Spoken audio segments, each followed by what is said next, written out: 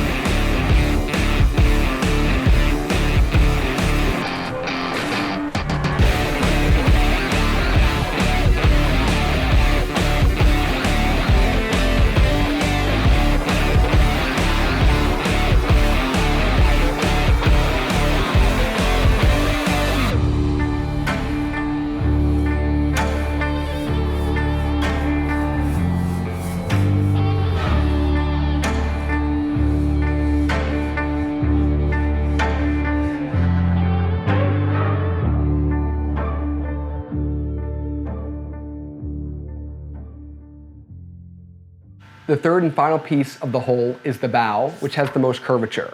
For those familiar with 3D printing, this part may seem easy to print. However, what may appear easy on a desktop filament printer can present unique challenges on a pellet extruder. Perhaps the biggest concern is the size and weight of the extruded lines. I'm using a 3mm nozzle, printing at a 2mm layer height for all the sections. If not well supported, the deposited material will sag, causing gaps, voids, and eventually a waterlogged ship. When I printed the bow the first time, I didn't realize that the low infill and the chord pattern's tendency to leave large open areas near the sides would be insufficient at supporting the exterior perimeter of the bow along this curvature. You can see the results of this miscalculation here. To fix this, I increased the density of the internal chords on the second print. Fortunately, I was able to absorb this wasted material without having to purchase more, but I really can't make any more mistakes from now on. Take a look at how this bow print has absolutely maxed out the build volume of my printer.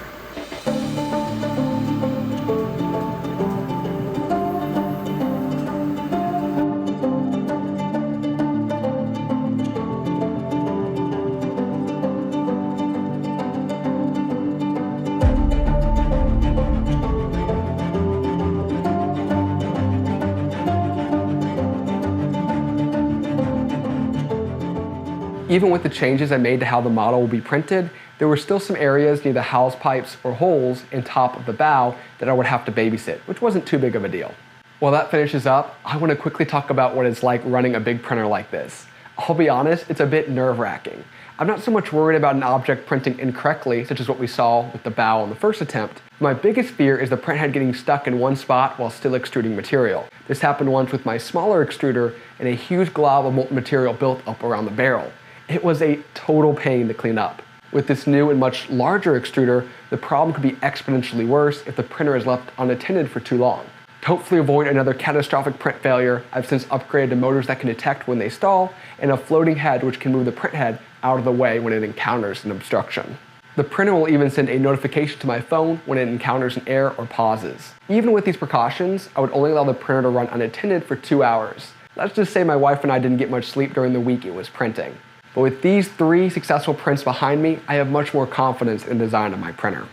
I need to take a break from the build to talk about something important. As a YouTuber who typically focuses on machine building, the economics of a flashy project like this are totally different.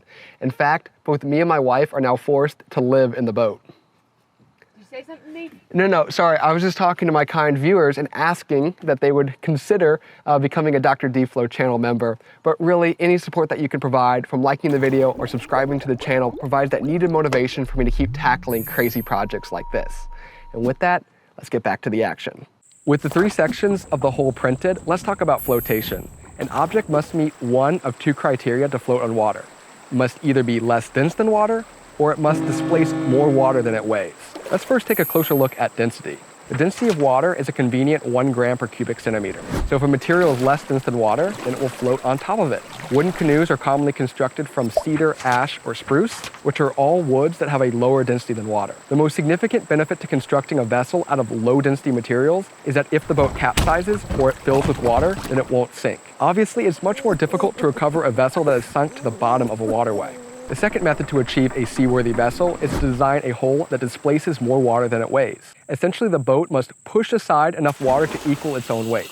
This can be achieved by designing the hull with sufficient volume and surface area to ensure it displaces the necessary amount of water. Even if the material itself is denser than water, the overall design can still allow the boat to float. This is why metal container ships, which are much denser than water, can still stay afloat. They displace a volume of water that weighs more than the ship itself.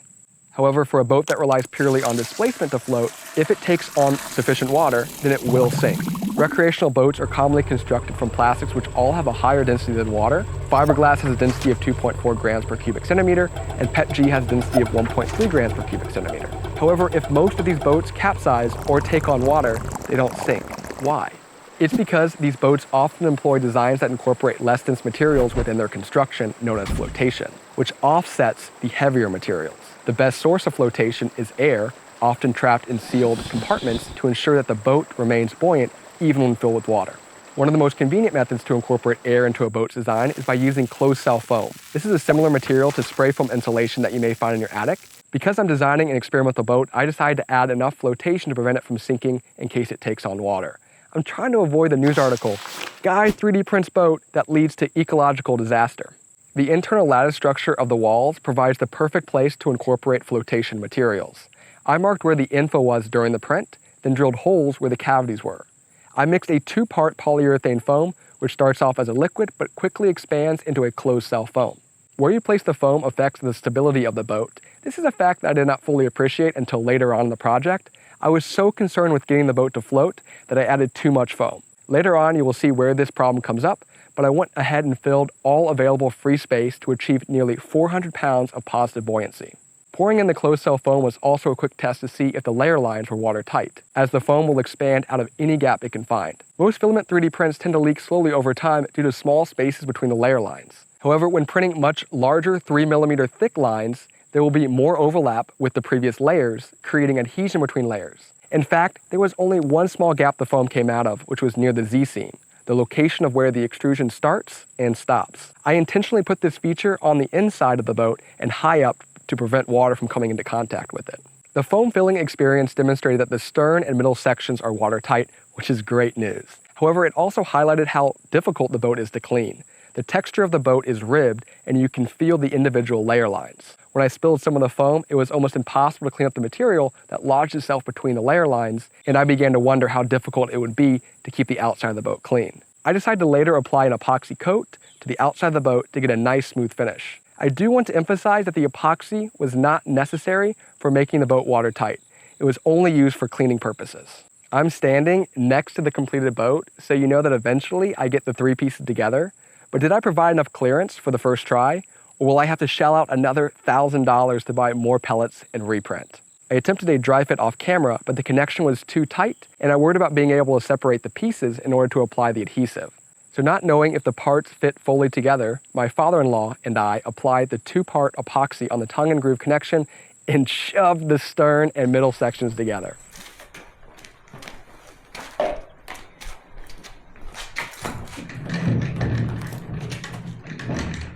Come on, baby. Hold on, we gotta put my side out.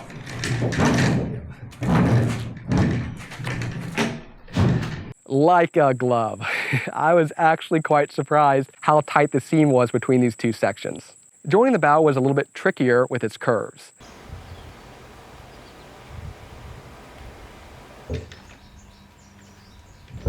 Well, you gotta push toward it.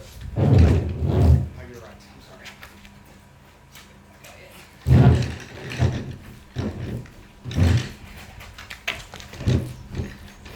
After applying the epoxy, we wrapped the ratchet straps through the 2 house pipes.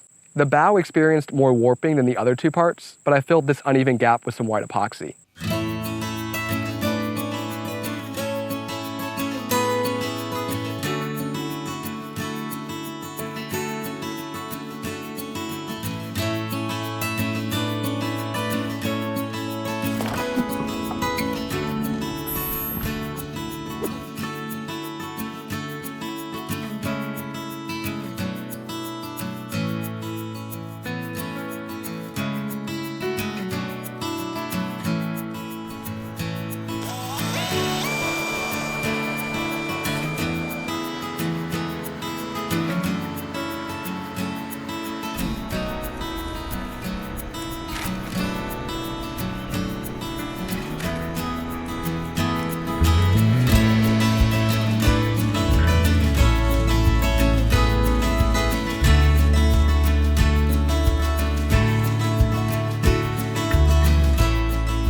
I wasn't able to add flotation foam into the bow until the boat was assembled due to its odd shape.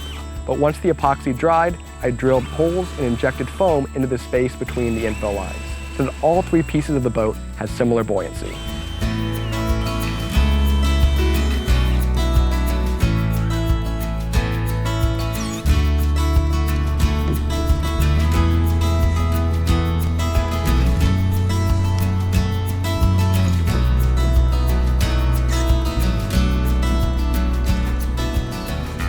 At this point, I was excited to show my family and friends what I've been working on. Unfortunately, an alarming number of them asked if I was 3D printing a bathtub. No, this is clearly the hull of a miniature tugboat, right? Right? Now I'm concerned if the 2-part adhesive alone will be sufficient to hold the boat together when pulling it out of the water. To load a boat onto a trailer, you submerge the trailer and float the boat onto it. A winch pulls it up the last foot or so. This can put quite a bit of force on the bow where the winch is attached. To spread the force out and provide another way to hold the pieces together, I plasma cut an aluminum plate that will screw to the bottom. I went with aluminum because it's lightweight and won't corrode in the elements. This plate will also serve as a connection point for the cabin and other accessories.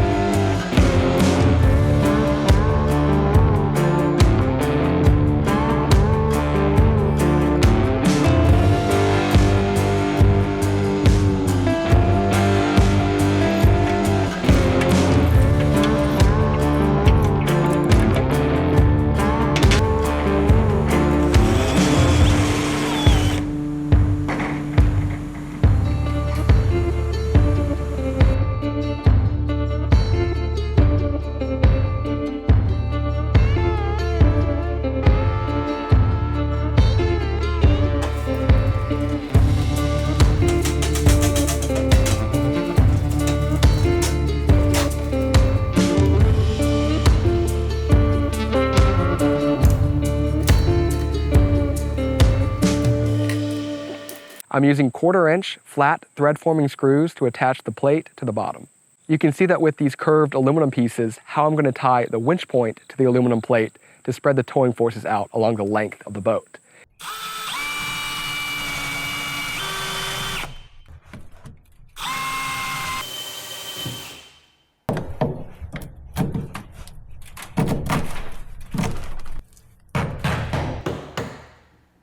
Ignore that I accidentally drilled the winch point at an angle.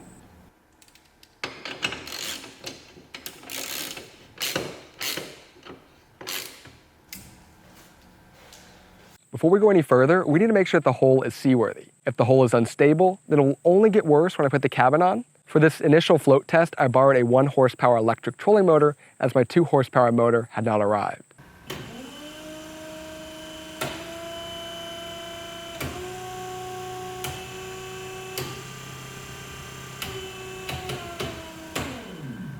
I was also checking the fit of some of the red trim along the edges, but ignore this for now.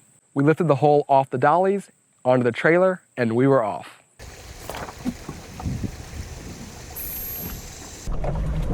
Just keep holding it, Joe. You can let it go out a little bit as they go out. But I don't know if you turn it that much. Front. Let it slide. Let off the front. Okay, let's see how it floats. Oh gosh.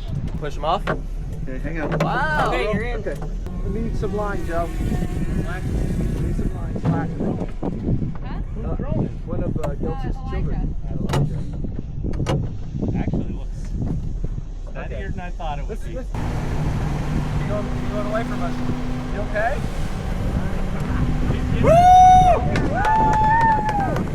I was pleasantly surprised by the stability of the boat. If I lean, the boat would lean too, but it was controllable. The narrow footprint of the boat makes it feel like a canoe or small rowboat, which was always going to be a limitation of the build volume of my printer, unless I also divide the width up into multiple sections. Yeah, nice. There it goes.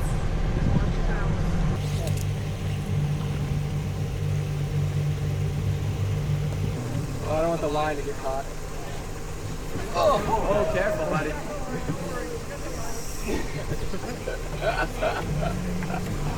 Yeah, do you want to give it to Joe? So it's not pulling against him?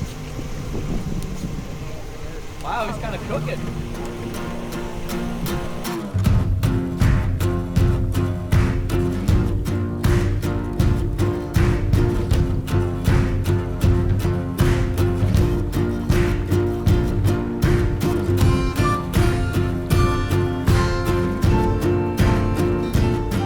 It was a lot of fun to share this experience with my family and friends. I've been talking about this project quite a bit, so So to not only have the boat work on the first attempt, but to also be able to ferry around a couple of passengers was awesome.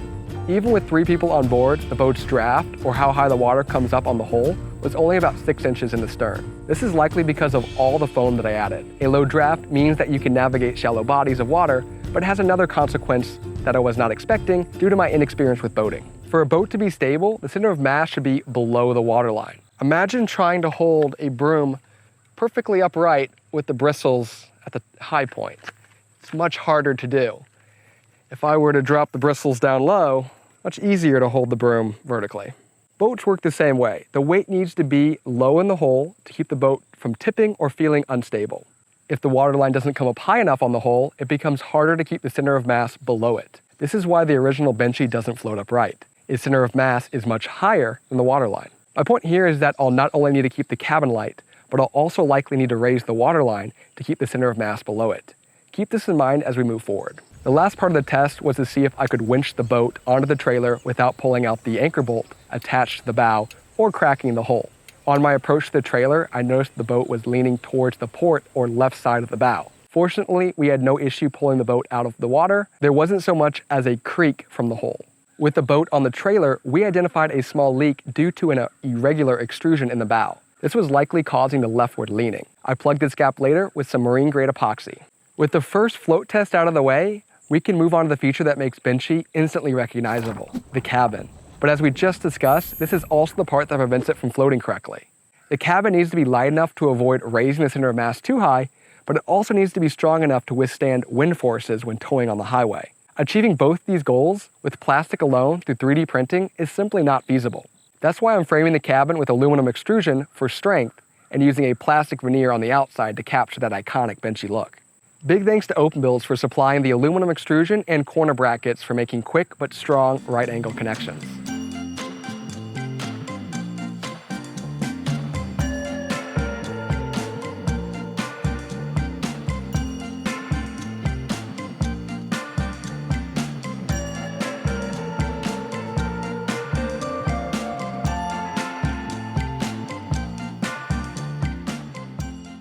With the cabin frame complete, let's move on to the plastic veneer and trim. My pellet printer isn't suitable for printing a lightweight exterior because the extrusion widths are too large and heavy. So I turned to my Elegoo Giga, an 800 by 800 by 1000 millimeter filament printer that I reviewed earlier this year. Here you can see the design of the cabin in CAD. It was challenging to get the height of the cabin right because while I will be sitting down, I still need enough clearance to step over the gunwales or upper edge of the boat to get in. Also, the original Benchy cabin is about 4.5 times the height of its gunwales. So for accessibility and to resemble the original model, I went with a cabin that is 2 meters or 6.5 feet tall. I will actually be able to stand up inside of it, which is crazy. But even with the aluminum extrusion and plastic trim approach, this cabin is going to pull the center of mass way up. More on this later. The narrow footprint of the boat doesn't provide a path for me to get out of the cabin and step around to the stern. If I have any trouble with the motor, I will need to be able to get back there, so the back wall of the cabin will function as a door. Okay, so we're ready to print the cabin, but first I want to thank IC3D for providing over 100 kilograms of the recycled red and white PETG on their signature 10 kilogram spools. Using their recycled filament not only matches the hull's material, but also keeps the sustainability theme going. I recently had the opportunity to tour IC3D's filament production facility, so definitely check that video out if you haven't already. Oh my gosh, I'm in heaven. All the different aesthetic pieces require 85 kilograms or 190 pounds of material. This includes not just the cabin, but also the trim that will go around the perimeter of the hull. If you're familiar with filament printing, then imagine how long it takes for you to go through 85 spools. The Giga's extruder is able to melt plastic quicker than most desktop printers with a max output of about 2 kilograms or 4.4 pounds of plastic every day. Compare that to my pellet extruder's 120 kilograms per day, and I hope you can see that the decorative elements are going to take much longer to print than the entire hull. So I'm looking at almost a month and a half of printing, assuming no issues. Unfortunately, this was a poor assumption. My success rate on parts was about 70%. For every 2 parts that printed well, the third would experience layer shifting, adhesion issues, or some other print failure. I'll be honest, I lost a lot of momentum during this part of the project as it ended up adding 2 extra months. I was trying to avoid splitting the parts up even further so that they could be printed on desktop printers, as I thought it made the model look piecemealed together. But I gave in and printed the red trim on my Voron desktop printers. Also, the long printing times was the original reason I went with solar panels on the roof, because printing just a cover for the top of the roof was going to add several weeks.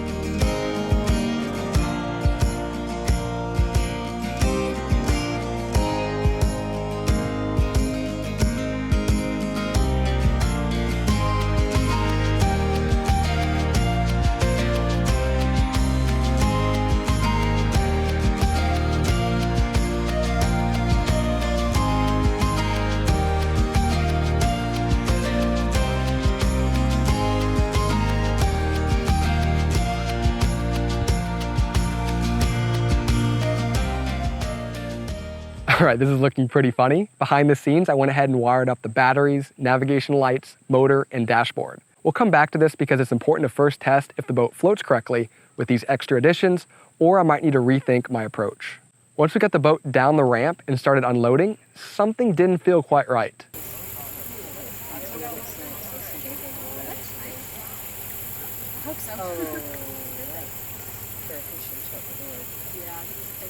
It really shouldn't. There's not a lot of bullet for it.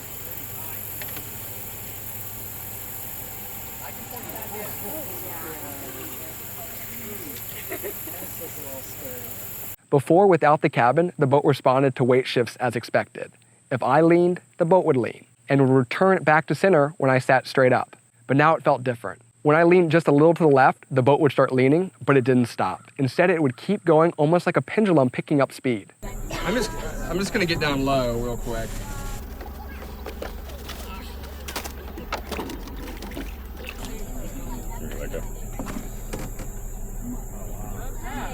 Yeah, it's me. I mean, it's not just me, it's all this cabin. It's just... Yeah. In its current configuration, the boat would flip over without my friends holding onto the sides. Shoot, I think I just made a giant boat that doesn't float. A little more. Let's take a closer look at why this is happening with an animation. When a boat is floating upright, the weight of the boat, W, is acting at the center of gravity, G, and is vertically aligned with the buoyancy force, BF, coming from the center of buoyancy, BO. Think of the center of gravity as the point where the boat weight balances, and the center of buoyancy as the point where the buoyant forces, the upward force keeping the boat afloat, acts. When the boat starts to lean or tilt to the right, the shape of the submerged part of the hull changes. This shift causes the center of buoyancy to move towards the side with more submerged volume. If we draw a vertical line up from this new center of buoyancy, we'll see that the center of gravity is now to the left of the line. This position creates what is known as a riding moment. It's like a built-in correction mechanism. The boat naturally wants to straighten back up because the weight is pulling down on the side opposite the lean, helping counteract the tilt. Now, if the center of gravity is much higher up, like when you add a cabin on top, the situation changes. When the boat leans to the right and we draw the vertical line up from the shifted center of buoyancy, the center of mass now falls on the right side of that line. This means that the weight is now pulling down on the same side that the boat is leaning towards, creating an overturning moment. Instead of correcting itself, the boat is encouraged to lean further to the right, increasing the risk of capsizing. When I first designed the boat, I hoped that by shifting my body weight, I could shift the center of mass enough to create a righting moment. Sure, this wouldn't make the most stable watercraft, but let's face it, the cabin isn't exactly practical. What I failed to fully appreciate was that the overturning moment, which is calculated by multiplying the weight by its height above the boat's waterline, is significantly impacted by a small amount of weight if it's very far up. The top cabin is nearly 7 feet above the waterline. As a good engineer, I decided to do the math after my design didn't work instead of before. I realized that if I shifted my weight away from the leaning side by 1 foot, my righting moment could only generate about half the torque needed to keep the boat upright. This explains why I felt like I had no control over the boat's stability during the test with the cabin on. This mistake came from me getting a little overconfident with how well the first float test went and moving too quickly with the cabin's design. But here's the thing, there's a whole class of boats with very tall structures rising out of their holes, and they don't flip over. I'm talking about sailboats. Sailboats have these towering masts, yet they remain stable even in rough waters. So why don't they tip over? The answer lies in a key feature, the keel. A sailboat's keel is a large, heavy structure that extends far below the waterline. The keel acts as a counterbalance to the tall, top-heavy mass by lowering the boat's center of mass. The lower the center of mass, the more stable the boat becomes. So I'm going to add a keel to my boat, but there's quite a few restrictions on this design, mainly because it's an afterthought. The stability from a keel depends on both its weight and how far below the waterline it sits. Unfortunately, I can't make the keel too deep since my trailer isn't set up for it, and I still want to navigate shallow waters like the river I've been testing on. I'll have to find the right balance between weight and depth to add enough stability without compromising the boat's functionality. Most keels are made from lead because of its high density, but lead's expensive. A cheaper but still heavy alternative is concrete, though I'll need a mold to pour it into. As a side note, making molds is one of the best uses of large format 3D printing. In fact, you can imagine this project going in a different direction where I print the hole's form and then layer on traditional materials like fiberglass to create the final boat. We call this approach rapid tooling in the additive manufacturing world. But back to the keel. I printed 4 separate molds, each 4 inches deep, that will run along the bottom of the boat.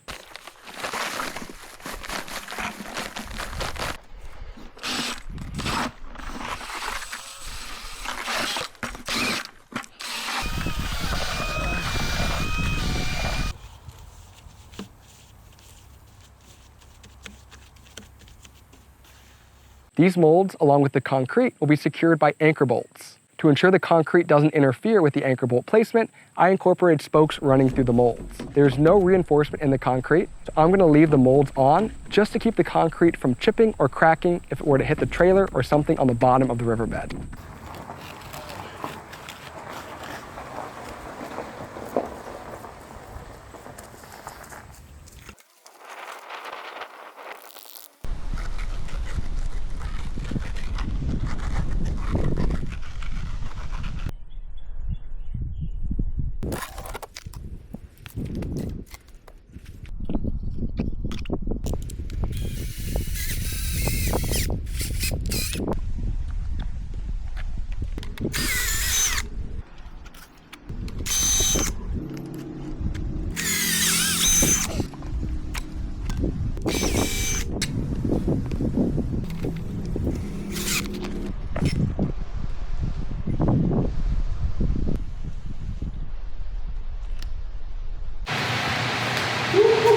It's heavy. Any guesses on how much one of these keel section weighs? About 93 pounds. All 4, 350 pounds, with the bow section being slightly smaller. To attach the keel, I drilled holes through the aluminum plate and bottom of the hole. A 3D printed template ensured that these holes would match precisely with the spokes in the concrete.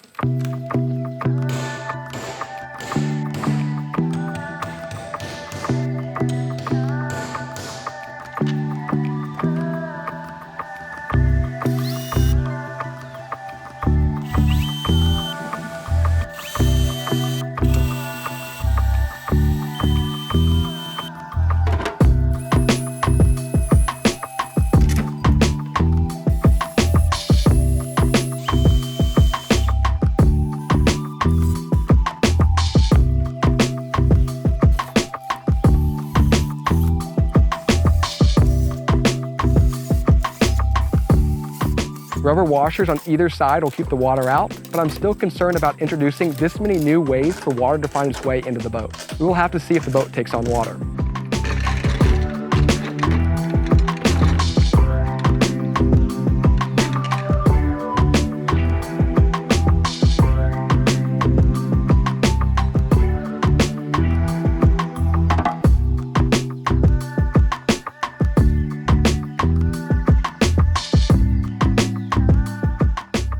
Again, the keel would have been more effective if it reached deeper into the water, but you can see as we install the keel sections, there was only about 4 inches of clearance between the top of the trailer's bunk and the axle.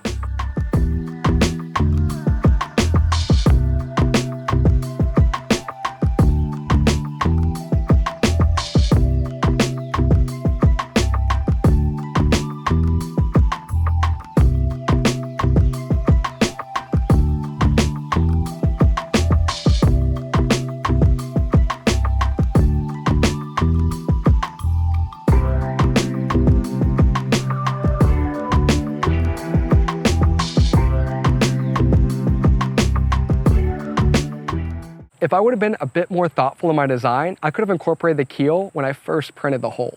This is one of many adjustments I will make on the next boat. No more boats. What? No more boats. According to my wife, no more boats, and currently we do not have a working boat, so let's get this one on the water to see if the keel helps with stability. For this test, I took the added precaution of removing the solar panels and smokestack from the roof, which were about 30 pounds total. Let that go. Okay, hold on, just go slow, go slow.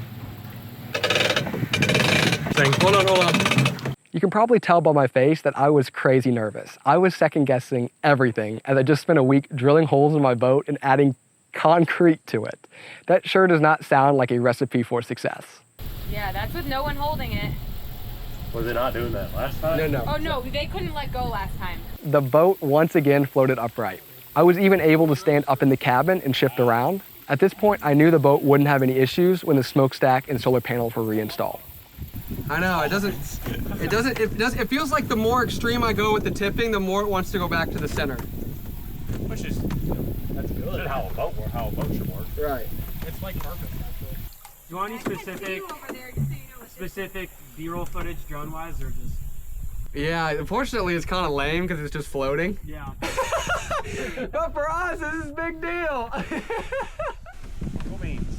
All right, guys. That's all I got.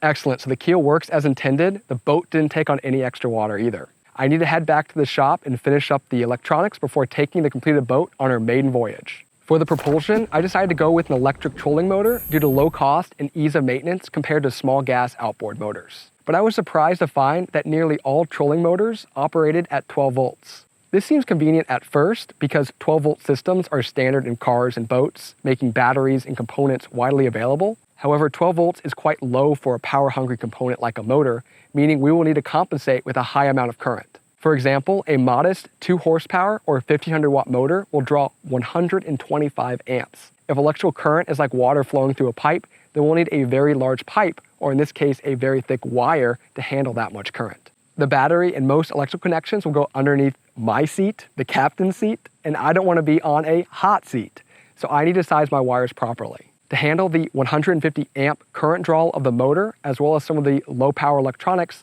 I'm using a 1/0 or 1/0 gauge. These cables are thick and difficult to manage. I should have left a little more room in the seat for the cables, as well as the 2 100 amp hour 12 volt lithium phosphate batteries, but this will have to do unless it presents a hazard. The batteries are connected in parallel through 2 3/8 inch terminal blocks. The positive red terminals are connected to the load through a 200 amp fuse. I oversized the fuse as I did not want to experience nuisance trips when the motor starts up. After the fuse, the positive connection runs through a contactor, which is an electromagnetic relay, which can disconnect the batteries with the push of a button on the dashboard. From the contactor, there is another set of screw terminals for power distribution. I added a second black or negative terminal block, as the first one will be occupied by the 2 batteries and the solar charge controller. The charge controller feeds the energy harvested by 2 100-watt solar panels on the roof into the batteries. Assuming 80% efficiency, it would take about 8 hours for the solar panels to charge 1 battery. If I'm out on the water for 4 hours, then I will get an extra 25% range with the panels. I'm now connecting the red and black power cables from the dashboard. The gray wires are for controlling the contactor. One wire is connected to the output from the fuse and runs to the button in the dashboard. It doesn't look too crowded in this compartment until I install the cables and their connectors for wiring in the batteries. As a side note, I don't know if I'm losing my strength in my old age, but these 175 amp Andersons are impossible for me to connect and disconnect, which their supposed ease to pull apart was the reason why I purchased them in order to remove the batteries for charging. An inverter which converts the DC battery power into AC is underneath the seat. This is not necessary, and I've really only used it for shenanigans like the fog machine in the smokestack. If we pivot back to the motor, I originally looked at purchasing a low-cost trolling motor from Minn Kota or Newport, but the speed control for these motors is on the handle. You twist the handle to go different speeds or change directions. I was worried about how I was going to rewire the electronics to extend the speed control to get it in the cabin with me, as I won't be able to reach back to the trolling motor. I ended up purchasing a bare bones motor from AliExpress, no handle or transom mount, just a motor on a 1 meter long stainless steel tube with power and potentiometer wires sticking out of the top. The potentiometer cable connects to a small box with a knob on it. Twisting the knob to anything past 50 will result in faster forward motion, while anything less will cause the prop to reverse. I will remove the trolling motor during transport, so I don't plan to mount this box to the dashboard. It'll sit right next to me, and I can bring it to the back of the boat if I need to control the motor from there.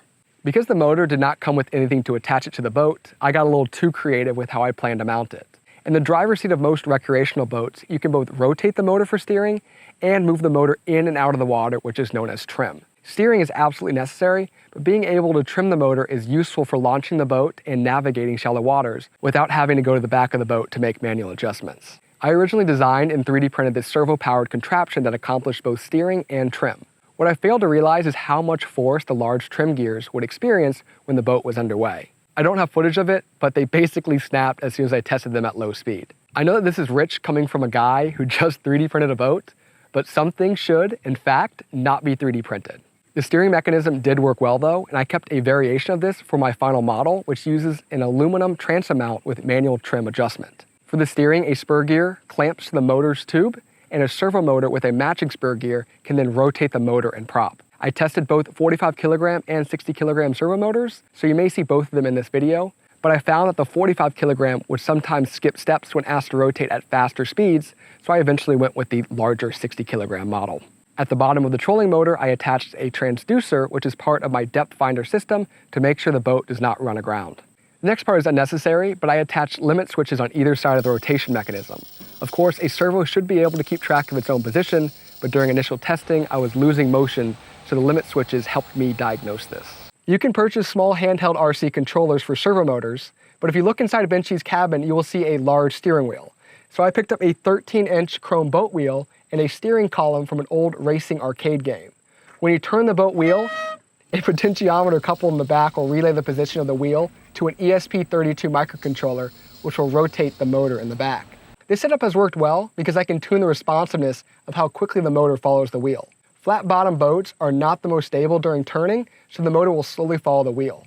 The rest of the dashboard is quite simple. I have switches here for controlling navigation lights and the bilge pump in a hopefully unlikely scenario that I take on water. I have this GPS and speedometer unit because I thought it looked cool. As you saw in the intro, the speed of the boat is not impressive, but it feels like you're moving pretty quickly. This button here is for the horn. On the other side, we have the on-off button for the contactor. This toggle switch is left over from my failed trim design. And finally down here, we have the control for the anchor. This is my favorite unnecessary detail. I installed a Minn Kota deckhand, which will raise and lower the anchor automatically through one of the hose pipes.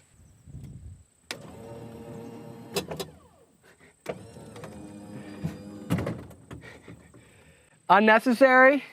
Totally. One of the last details to cover is the 3D printed storage in the back. The middle cabinet is for tools. Any kind of one-off creation can have issues, so I want to be prepared to fix anything that may arise on land or sea. The two side compartments can function as extra storage or as coolers. Before we take her out again, we need to name her and put on all the appropriate decals.